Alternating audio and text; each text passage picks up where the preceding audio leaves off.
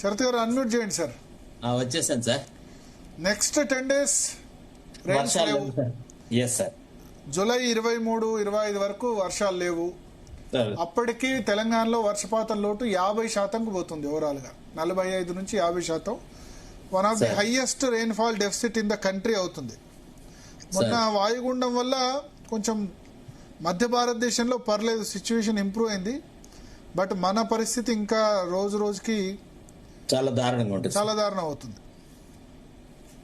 ఈ సాగునీరు పక్కన పెట్టండి, తాగునీరు కూడా ఇబ్బంది అయ్యే సిచ్యువేషన్ కనిపిస్తుంది నాకు. హైదరాబాద్ లాంటి చోట్ల ట్యాంకర్స్ అవి ఇంకా అంటే జూలై ఆగస్టులోనే ఉంటే ఇక సమ్మర్ మొత్తం కూడా ఇబ్బంది పడాల్సిందే సార్. ఇప్పుడు జనరల్ గా పరిస్థితులను గమనిస్తున్న ప్రతి వ్యక్తికి ఆందోళనకరంగానే ఉంది సార్.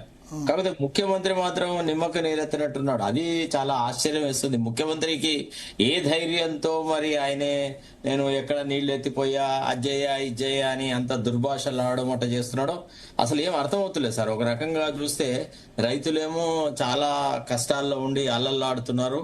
ఒక పక్క ఈ సమావేశాలలో ఈ టీవీ ప్రోగ్రామ్స్ లో పార్టిసిపేట్ అయ్యేళ్ళకు ఫోన్ చేసి మెసేజ్ చేయడం అవన్నీ చేస్తా ఉన్నారు. తర్వాత సార్ నేను మొన్న అతి కష్టం మీద ఈ ఎన్డీఎస్ఏ వాళ్ళు ఇచ్చినటువంటి రిపోర్ట్ మొత్తం తీశాను సార్. నాకు ఢిల్లీ నుంచి వేరే ఒక మిత్రుని ద్వారా వచ్చింది. ఇది మొత్తం 364 పేజీల ఎన్డీఎస్ఏ రిపోర్ట్ సార్. ఇది అంటే మన ప్రాజెక్టులకు సంబంధించి ఎన్డీఎస్ఏ వాళ్ళు ఎగ్జామిన్ చేసేసి తీసినటువంటి రిపోర్టు. ఇందులో చాప్టర్ 4 లో వాళ్ళు they have given certain interim measures.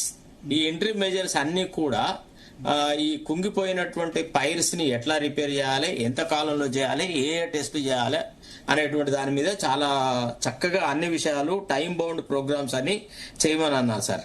So ఈ ఇంటరిమ్ మెజర్స్ అనే దాన్ని తీసుకువచ్చేసేసి ముఖ్యమంత్రి ప్రతిసారి ఏం ప్రస్తావిస్తున్నారంటే ఇదే పర్మనెంట్, ఇక ఇది అయ్యే వరకు మేము ఏం చెయ్యము అని. వాళ్ళు ఏమన్నారు, ఈ ఇంటరిమ్ మెజర్స్ అయ్యే వరకు మీరు గేట్స్ ఓపెన్ చేయకండి, ఈ ఇంటరిమ్ మెజర్స్ టేకప్ చేయండి అని ఒక టైం బౌండ్ షెడ్యూల్ ఇచ్చినారు.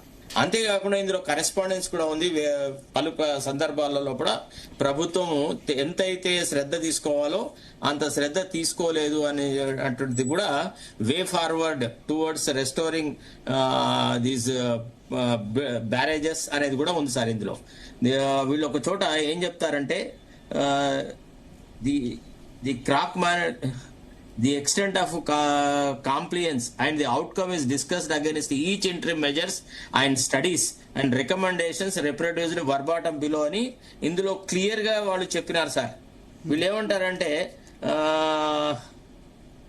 ప్రతి చోట అంటే ఎట్లా మన ప్రభుత్వం తెలుగులో చెప్పండి సార్, ఎందుకంటే మన ప్రేక్షకులకి అంత అంటే వాళ్ళు ఏమంటారంటే మధ్యంతరంగా ఈ ప్రాజెక్టుని ఎట్లా అంటే ఈ పైర్స్ ని రిపేర్ చేయడానికి ఏ షెడ్యూల్ ఫాలో అవ్వాలా, ఏ రకమైన చర్యలు తీసుకోవాలి, ఎట్లా వీటిని రెస్టోర్ చేయాలనే దానికి ఒక మధ్యంతరం. అంటే వాళ్ళు ఏ రిపోర్ట్ ఇచ్చినా ప్రభుత్వం అయితే రెడీగా లేదు.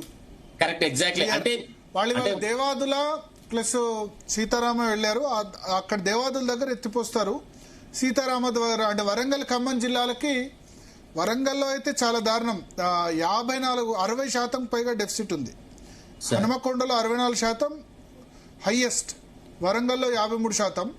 ఇక్కడ వరంగల్ ఖమ్మంలో కొంత నీళ్లను ఎత్తిపోసేందుకు ప్రయత్నం చేస్తున్నట్టున్నారు దేవాదుల ద్వారా, సీతారామ ద్వారా. అవునవును సార్. అంటే ఏంటంటే సార్ ఇప్పుడు వాళ్ళకి ఒక పంతానికి వచ్చినారు సార్. కాళేశ్వరం కూలేశ్వరమే, కాళేశ్వరం ఈజ్ నాట్ యూస్ఫుల్, దీన్ని మేము ఎట్టి పరిస్థితులు కూడా ఇది రాంగ్ అని ప్రూవ్ చేస్తాం. This is an engineering disaster, this is what he wants to establish by all his own methods అనమాట.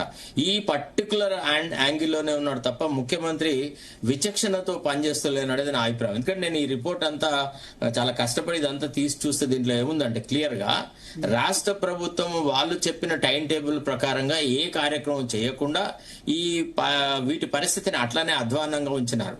తర్వాత ఈ డిలే కూడా, పంపింగ్ కి డిలే కూడా అంటే వేరే ఒక సోర్స్ ద్వారా తెలిసింది ఏంటంటే ఈ పంప్స్ అన్ని ఇప్పుడు పంప్ చేసే స్థితిలో లేవు, వాటికి మెయింటెనెన్స్ చేయకుండా అనేది కూడా ఒక వాదన ఉంది సార్. అందుకే వీళ్ళు పంపింగ్ కి ముందుకు రావట్లేదు అనేటువంటి ఒక అనుమానం వ్యక్తం చేసినారు. ఒక మిత్రుడితో మాట్లాడుతుంటే ఎందుకు సార్ ఇంత లొల్లి జరుగుతుంది, ఇంత అప్రూవర్ అవుతుంది, ప్రతిపక్షాలు ఇంత యూజ్ చేయట్లేదు కాబట్టి పంపులు కూడా పాడే ఉంటాయి.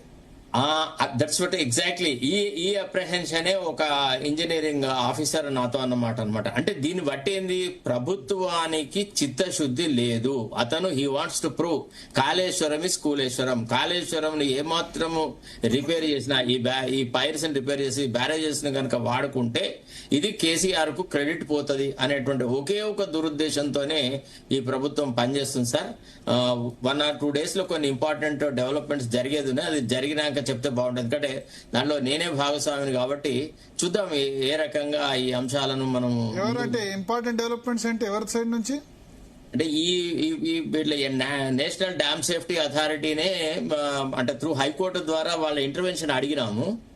I have filed writ petition in the High Court అనమాట.